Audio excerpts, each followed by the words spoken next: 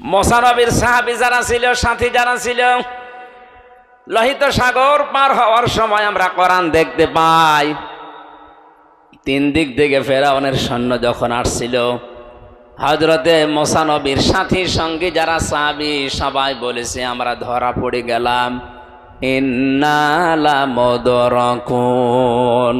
শুধুমাত্র ধরা পড়লাম তা বলে নাই, ইন্না দিয়েছেন, লাম দিয়েছেন। ও মুসা, সামনে সাগর, পেছনে তিন দল, অবস্থা যা দেখতে পাচ্ছি আর বাঁচার কায়দা নেই, অবশ্যই আমরা ধরা পড়ে গেছি। হযরতে মুসা এমন কঠিন মুহূর্তেও ঘাবড়িয়ে যাননি, কারণ তার বন্ধু একজন আছে। এক কথা বলছেন।